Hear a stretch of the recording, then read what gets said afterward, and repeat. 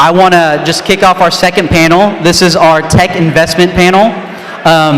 Leading the panel discussion is Mr. Randy Ray with Monk Wilson Mandela, and joining Randy on stage is Vikram Taneja with AT&T Ventures, Ms. Ainsley Carlisle with Dallas Mark Cuban Companies, and Mr. Matthew Verghese with the Texas Stock Exchange. So with that, Randy, I will let y'all take it from here, and we look forward to a great conversation with y'all. All right, thank you very much. We're happy to be here. Thanks for the opportunity to be on this panel, and good morning to everyone. So we have just a short amount of time, so let's get started. Why don't we start with brief introductions from the panelists.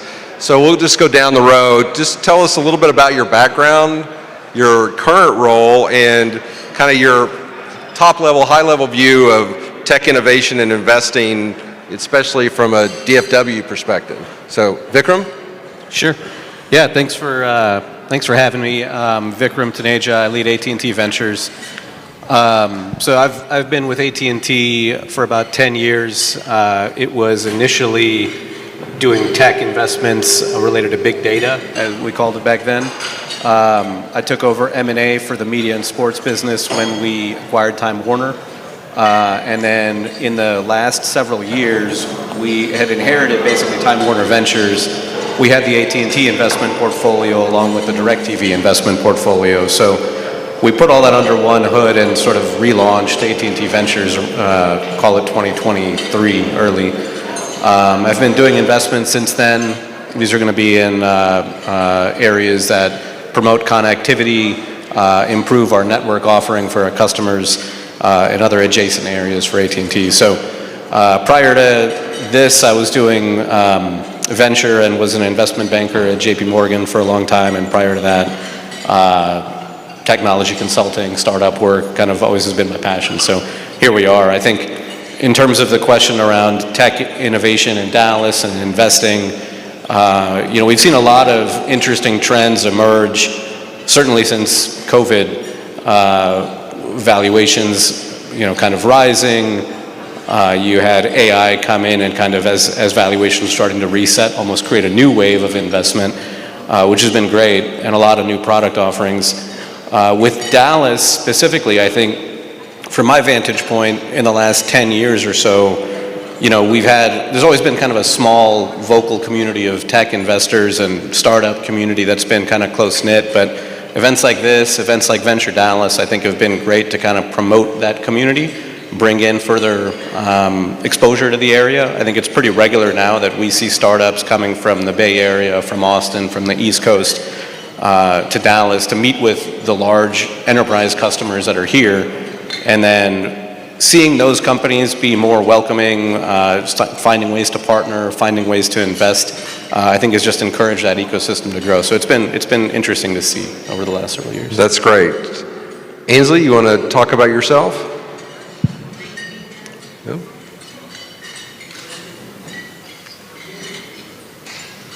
There we go. I think, yeah. Great to be here. Thank you all for the warm welcome. Ainsley Carlisle.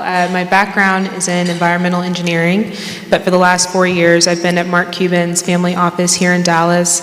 I initially joined the investment team, and so I was supporting due diligence on companies that we were looking at investing in. We focus on early stage startups. Outside of that, though, we're very opportunistic. And so we're supporting due diligence, helping to source new companies, and then supporting our existing portfolio companies. Have upwards of 150 to 200 companies in the portfolio, and so I've been helping out quite a bit with some of the Shark Tank companies.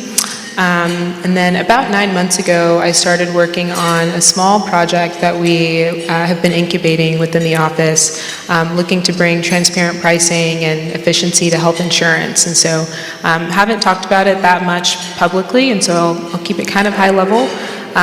But if you're familiar with cost plus drugs and kind of the mission there being bringing transparency to pharma pricing, we're kind of taking a similar approach to health insurance. So as you can imagine, in a family office, you wear many hats, and so that's been my experience here. I'd say to the question about innovation in DFW and the startup ecosystem, I think we have all of the right pieces. The universities and colleges that are here in the Metroplex, the family offices and institutional investors. We have the accelerators. I think often people talk about, there needing to be maybe more collaboration across all of those communities, and I'd agree with that, but I think especially with the industries that are moving here, take healthcare, for example. McKesson moved here several years ago. Cost Plus Drugs is right, down the street in Deep Ellum. I think that kind of growing ecosystem, with that, you'll also see a lot of, more tech startups kind of popping up and supporting. Okay, great. Thank you, Ansley. Matthew, tell us a little bit. First of all, thank you for the opportunity to be here. And as my colleague Peyton and I were walking in, it's a fantastic group of sponsors, and I am keenly mindful of how much it takes to put on events like this. So thanks to all of you. Just by way of background, first on the company, the Texas Stock Exchange is going to be a fully electronic national securities exchange that when it launches will facilitate the trading of U.S. and foreign corporates, exchange traded products, and over time a number of other asset classes. We are the first applicant in the last quarter century to propose to create a fully integrated exchange that consists of listings, a listings venue, trading, of course, which is foundational, and then also a myriad of data businesses. My role at the Texas Stock Exchange is I run our data businesses, which is all collectively housed in today for something called Texi Digital.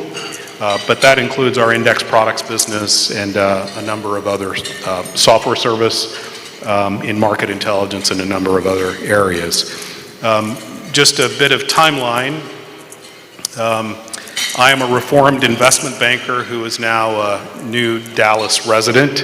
My wife and I moved here at the beginning of March, and over the course of the next several months, the majority of our team as a brand new company will all be in Dallas. We have a New York office. If you're a stock exchange, you have to have a New York office, and so we have a few people there.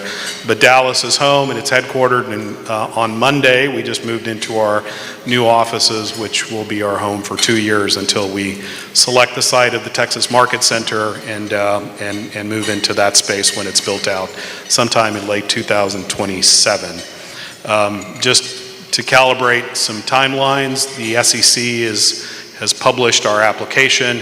It's an interesting dynamic where your competitors get to know every single thing that you're planning to do and get to opine and comment on it, but we're in a comment period, and we expect to get approval from the SEC later this year, and then we will launch trading in the spring of 2026, and then listings will follow later that year. So it's a pleasure to be here. I appreciate the audience. In a prior life, I had an opportunity to help start and run a tech company that eventually got sold, and also in this context ran a venture capital fund and a corp dev team. So have a few lenses from which it's a pleasure to be on this panel.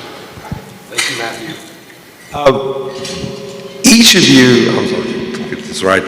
Each of you represents a different part of the tech investment life cycle, coming from different perspectives, from all the way from family offices and corporate investing to capital market access and exit strategies. Let me start with you, Ansley, from a family office perspective at Mark Cuban Companies. Investments can be driven by many things, including the tech potential, the commercial potential, the innovative quality, and also the impact, which I think a family office can especially look at because based on what the passions are. But is there a guiding investment philosophy generally, or in terms of your innovation focus, including this new venture for Mark Cuban in the health insurance area? Sure. I think being a family office gives us great flexibility to be as opportunistic as we'd like to be. And so while we may not have hard and fast thesis like you'd see at a traditional, early stage VC fund. We are, I'd say founder first, but then outside of that, when it comes to industry or vertical, it's really about, is this company moving the needle in a space where we'd like to help move the needle? And so I think that, especially over the last few years, that space has been healthcare. Mark has been most interested in that, both with cost plus drugs and with the health insurance project that we're working on. But for any of the companies that we're looking at, it's really, is this founder a good fit? Are they, really bright, but still teachable, mentorable? Do we think it's the right market? Do we think there's just really great opportunity here? I think there's kind of one approach for looking at the tech investments and a little bit of a different approach for looking at the consumer investments. As I mentioned, I spent quite a bit of time supporting some of our Shark Tank companies, and so those tend to be, more CPG and mom and pop shops. And so the lens through which you kind of look at the viability of the company does change a little bit. But I think even with the CPG company, I've looked at most recently a energy drink company, and I think the leading question in my mind, outside of all the logistic kind of questions around distribution and ingredients, functional ingredients are all the rage now. Outside of those things, it's, do I think that this company could define the energy drink market or disrupt the energy drink market? And so, that's a word that you hear thrown around a lot, I think, in VC, disruption. But really, I think in order to get the return that you're looking for in this category, it has to be truly an innovative company. Yeah, and I think nothing seems to emphasize that more than Mark's emphasis on cost plus drugs and the passion and the disruptive quality of it, which he has the luxury to do. Vikram, AT&T is a tech powerhouse, obviously, in its own right. Can you dig a little deeper in terms of how you think about investments from a strategic basis, and what are the key drivers of your investment decisions? Yeah, sure. So we will, I would say, the ventures org and kind of my mandate is to be forward-looking for the company, right? We work pretty closely with our business units who are kind of scouting new technologies in their respective areas, whether it's IoT or network technologies or FirstNet, our first responder network, that kind of thing. And so we use them as one sensing mechanism, but then we'll even go beyond that on our side. And what are the industry trends where we're seeing things happen, or certain tailwinds start to unfold that will drive connectivity, right? And so it's not something that maybe our product teams are thinking about day to day, but if I'm thinking about like robotics,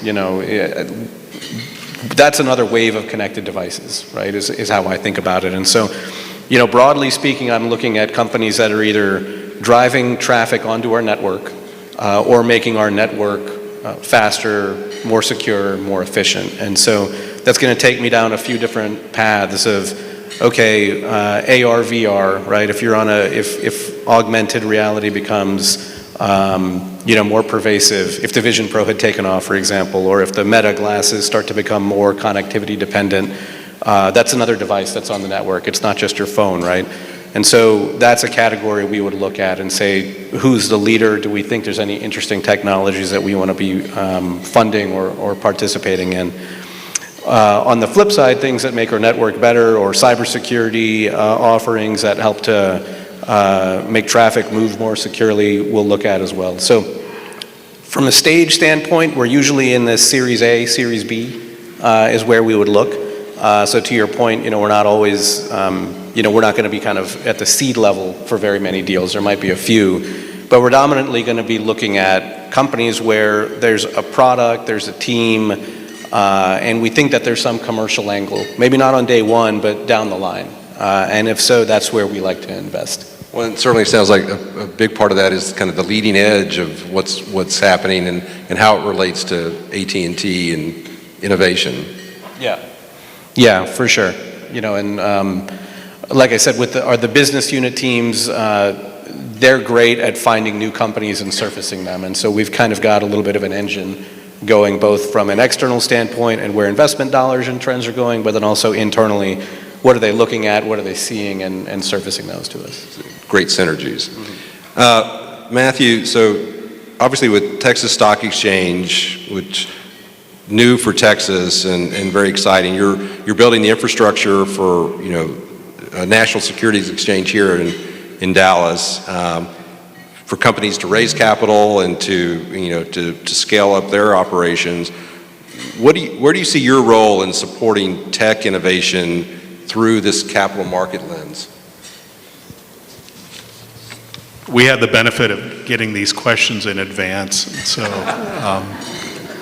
some preparation. Just, if you consider the life cycle of investing from seed to being public and accessing public markets, that continuum ultimately implies that there's a pathway for monetization of early stage investments. And so the space that the Texas Stock Exchange occupies is in facilitating companies to access public markets. Consider some statistics. Of the 61 trillion in US market capitalization today among corporates, 30% of that is in tech. More specifically, more than half of that is dominated by 7 companies alone. The need for diversification in public markets that have access to tech investments is going to remain pronounced. On the private equity and venture capital side, in the last 5 years, there has been roughly $600 billion of investment in tech.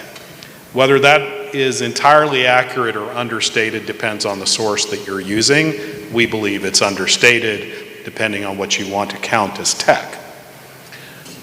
More importantly, there has been more investment in the last 12 months than there has been in the last 2 years combined. So we expect that the pace, driven by a couple of subsectors, is going to accelerate.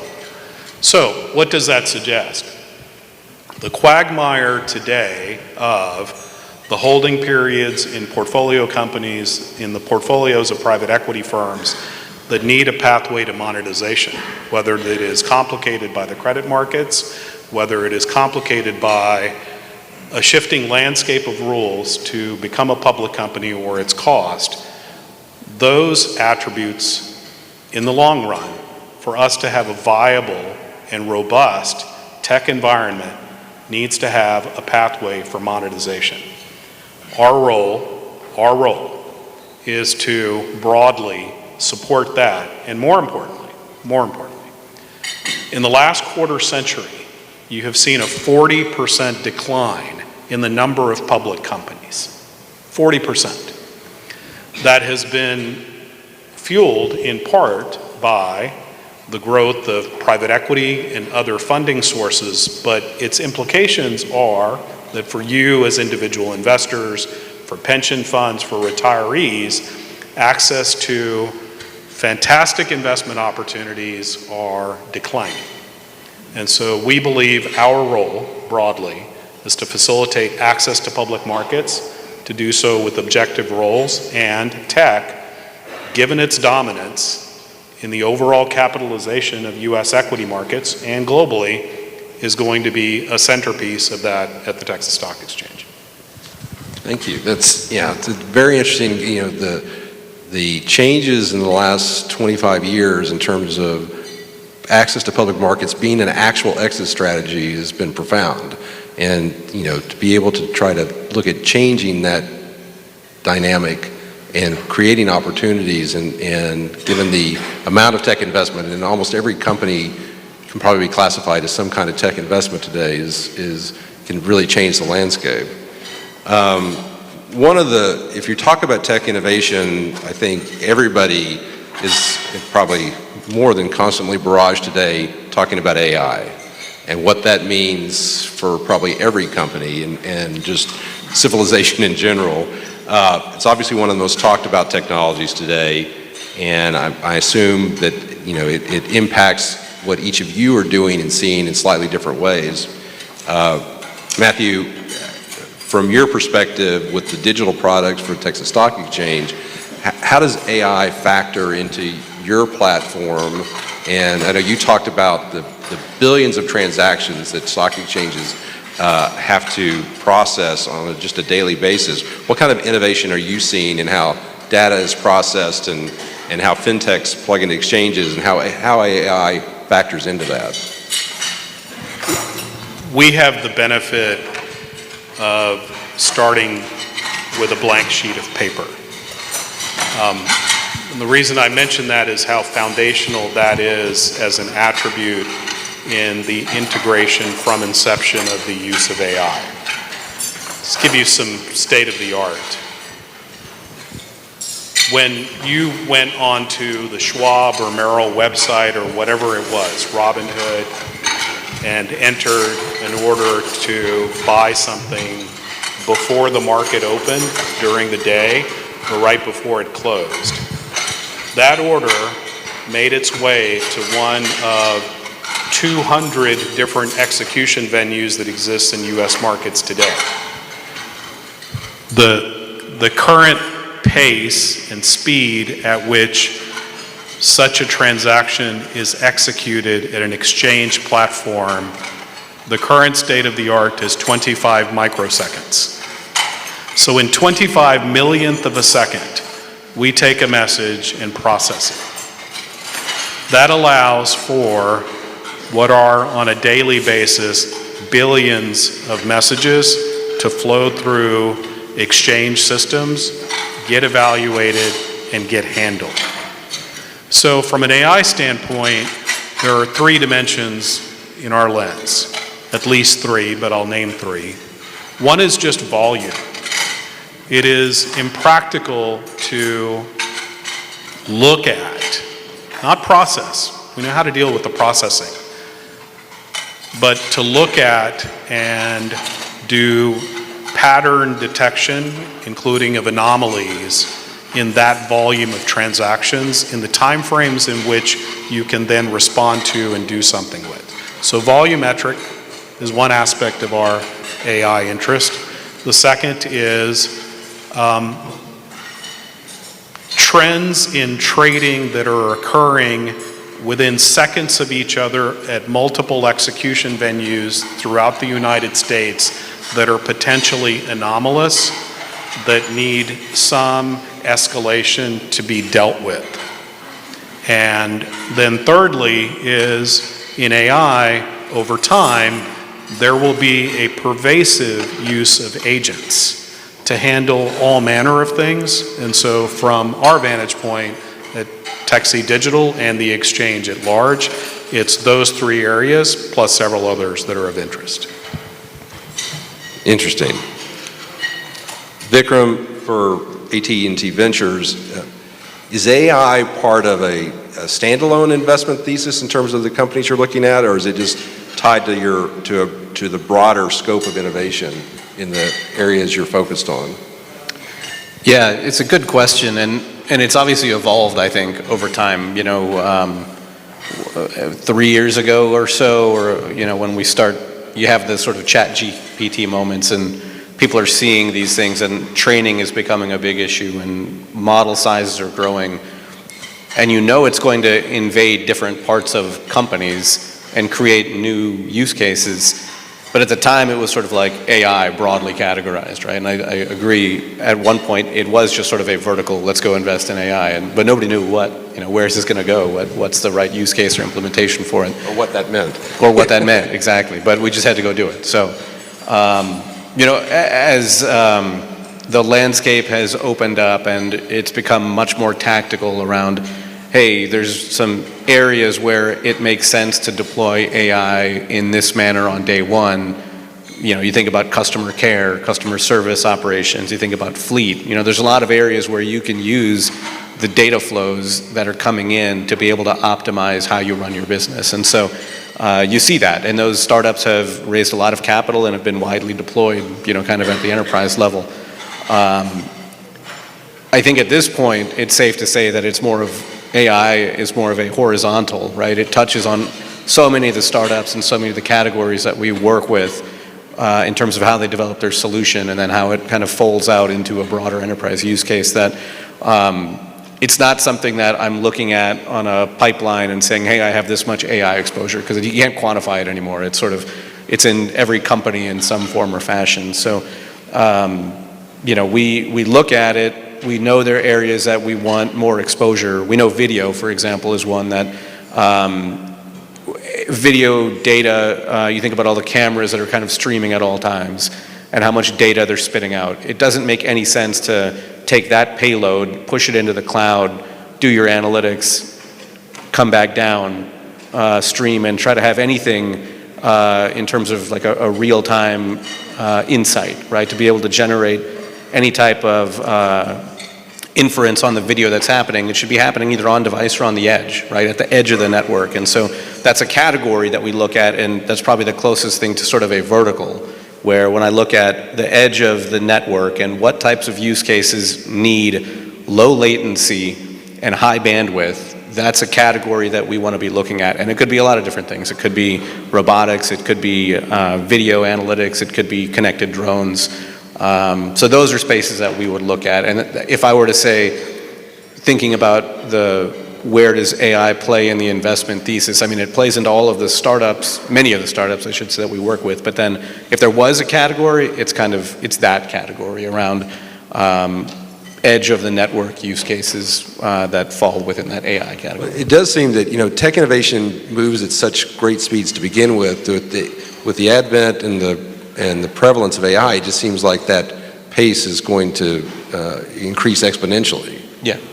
Yeah, agree. And the solutions will change, every day. If you were watching the Google I/O earlier in the week, I mean, the 10 new things they launched will disrupt a lot of the startups that are already out there, but they'll make a lot of new features available, and this will continue. And it's not just Google that owns it. OpenAI will release features, and Microsoft is starting to fork a little bit and do their own. And so you'll have this innovation that just creates new categories, in real time almost at this point.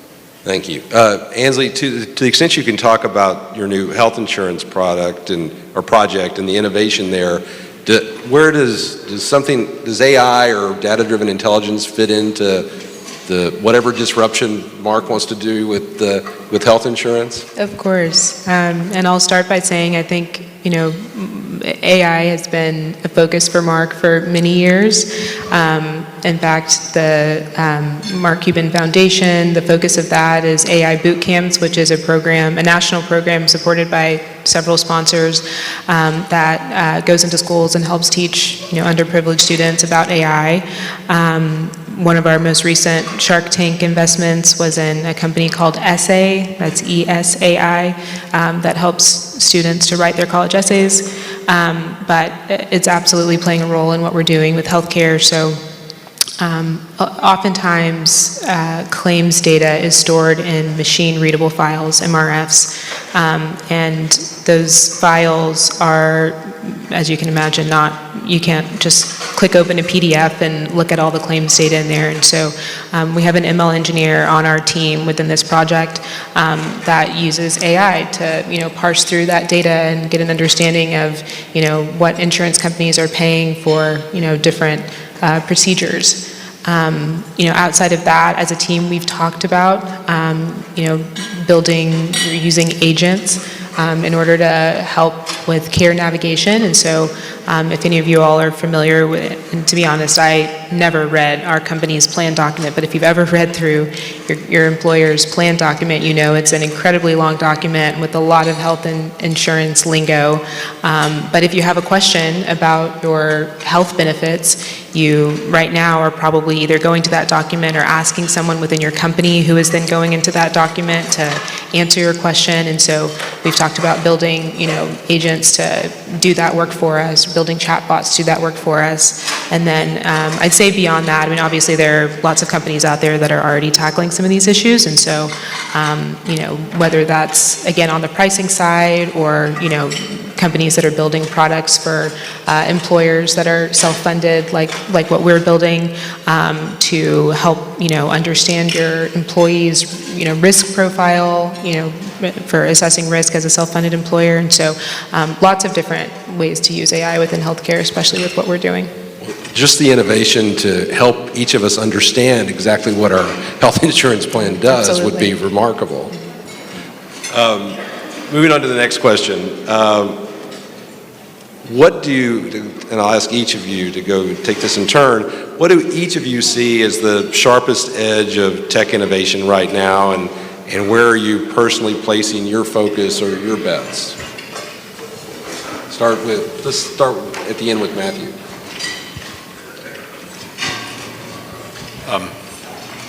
There's an actual expert on this topic sitting on the panel, so I'll limit my comments, but global latency compression. In financial services, you can't get things across fast enough, and there's a desire to get things across faster. 25 microseconds is going to seem really slow in a few years. And if you consider some dynamics that exist today in a highly regulated space, so consider exchange infrastructure, servers, etc. In the US equity markets, they all sit in a handful of data centers in Secaucus, New Jersey. At the NY3, NY4, NY5 data centers there, if you have a rack as your exchange here, and then a market maker's rack is here, and then another one is on the other side of the building, you have to spool the same amount of wire from this one to this one as exists to that one. Because the implications of latency in just that distance are meaningful enough to where you can have aberration in price discovery on equity trading.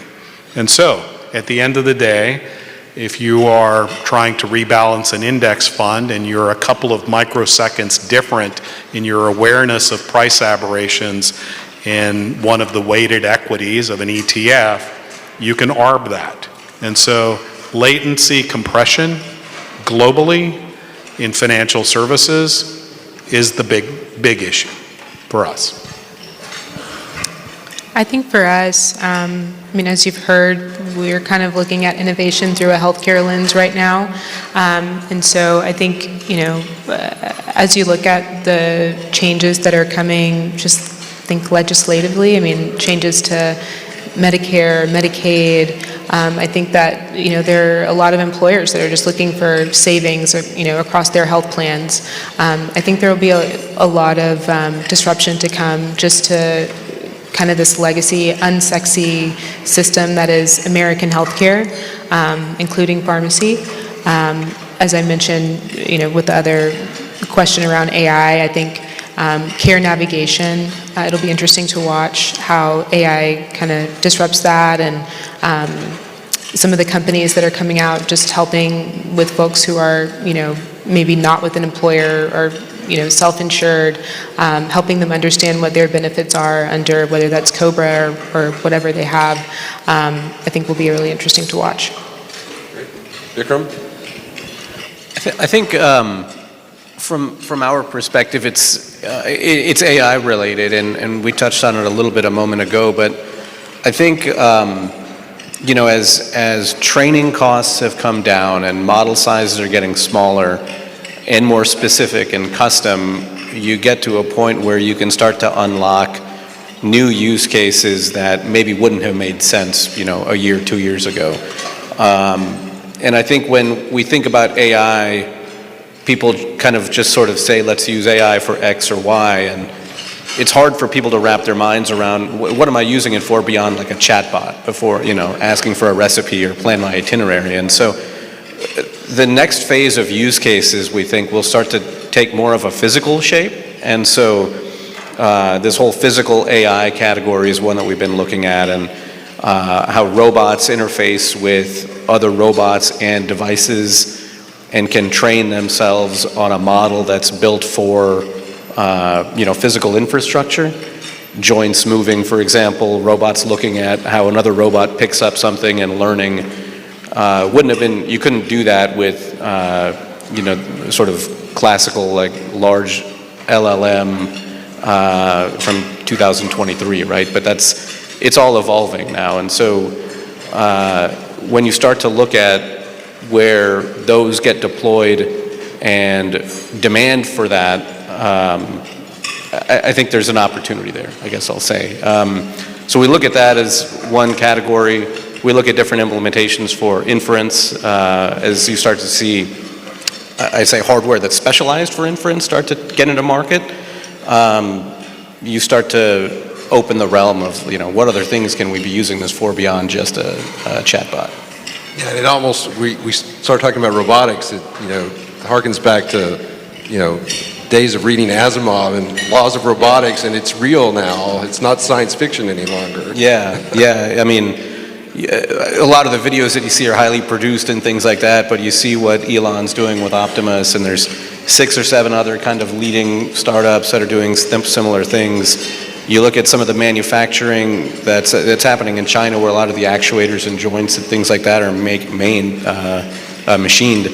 And they're very sophisticated at this point. So if you can provide the intelligence for them to start to learn and then train against that, you actually can get to that point. Whether you want to or not is a separate question. But. Yeah. All right, so kind of let's talk about predictions. Just kind of quickly, and I'll start with Ansley. One or two sentences each. What's a bold or surprising prediction you have about the future of tech investment over the next 3 to 5 years? Sure. This might start out a little pessimistic, but I'll make it optimistic at the end. I think that the pullback from DEI in venture capital and in finance at large, like in every other industry, has been concerning. I think that from my perspective, it's oftentimes at the margins where you find some of the best investment opportunities. And so, and I think too, our country is an incredibly innovative country, and I think that a lot of that is driven by just the great diversity that we have here. And so the optimistic prediction is that we will find a way to continue to support diversity, to continue to protect immigration, to continue to feed that lifeblood that is our innovation, so that we can remain at the forefront of that. Matthew, what about you from a prediction standpoint? Since the preface was bold, I'll underpin this with just an observation I think some of you may know. There are more finance professionals in Texas than there are now in New York. And for our part, we're flattered by the other 2 major exchanges having recognized that Dallas exists and is a city of interest. Both NYSE moving one of their exchanges here, and NASDAQ announcing that they were setting up a regional headquarters. So with that as a bit of context, the bold prediction is, in the next 5 years, Dallas will become the major financial center for the United States. And by the turn of the century, it will be the dominant financial center globally. It is bold. Definitely deserves a round of applause. Yeah. Vikram, you have the last word.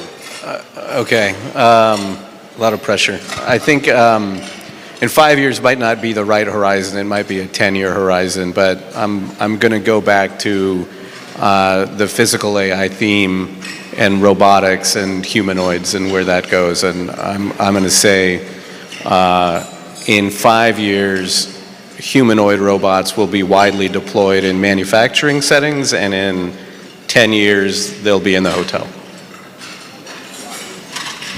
It definitely is not science fiction anymore. It's No, it's right around the corner. They'll be operating, yeah. All right, thank you all very much. for joining us on the panel. Thank you for your attention, and that concludes the panel.